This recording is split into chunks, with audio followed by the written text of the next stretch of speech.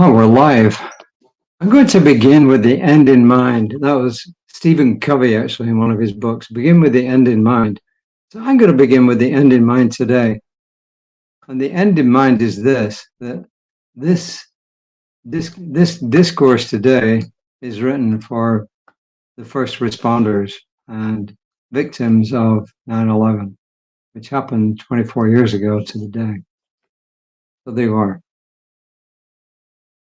Your world is my world by Jose Andres, and we will hear a little bit more about Jose Andres shortly. In the worst moments of humanity, the best angels of our humanity show up. In the worst moments of our humanity, the best angels of our humanity show up. And Ernest Holmes said, I know that in the one mind there can be no misunderstanding. In the one love, all are included.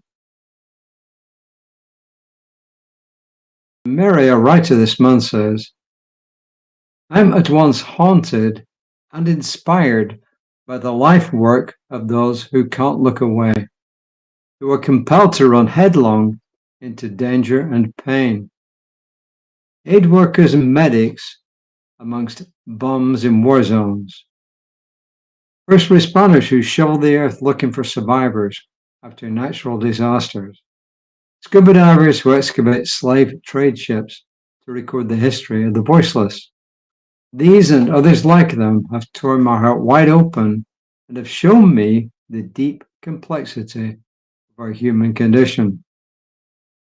He says, I honor Brian Stevenson in his fight for the wrongfully imprisoned, and Jose Andres of World Central Kitchen for feeding the displaced, Malala Yousafzai for championing education for girls. They all said they couldn't stop the pull of their work. They had no choice. There was a need they could fill.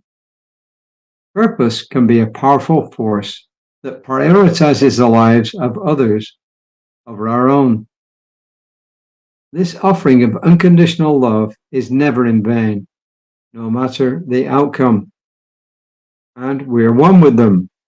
Our love is with them in the trenches, the earth, and the water when we ourselves cannot be. May our blessings fill the cups of all who serve selflessly. May our light wrap around the earth and remind us that when courageous souls serve others, they serve us all. May our song reach into the hearts with the melody of one's love. Your pain is my pain. Your healing is my healing. Your peace is my peace. Your world is my world, and your love is my love. And she said, written in honor of the 9/11 victims and the first responders. I think this kind of sums the whole thing up. There's lots and lots of people to admire in the world who've done selfless things. You know, I think of Mother Teresa, who selflessly served the poor and downtrodden in India for all those decades. And Malala, as she mentioned, for putting herself in danger and getting injured in the process, badly injured in the process for championing young girls' education. So the thing I remember, though, is this, that every single person who puts themselves in danger to help others is showing us a light as to what human beings can be. And to me, that moves away from what's going on in lots of different parts of the world at this time, which is the exact opposite of that. We got people putting others in danger. We got school shootings going on. But what we can do about this is, if we cannot be there and actually do something physically about it, we can hold all for their highest good. And when enough of us do that, then the world will change. I don't know about you, but my job is to pray and know that the world is changing for the better. And as I said, we will one day reach critical mass.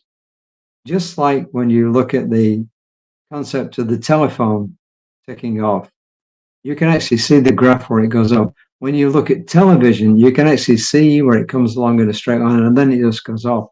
Cell phones, you can see the same thing when it took off. And it's the same thing with love. When enough of us get involved, we will reach that point that is called critical mass, and then it will take off. It will take over, and love will become the driving force for all humanity. You can call me a Pollyanna, but I'm not. I'm a realist, and I put this into the divine subconscious, knowing that it is good and done.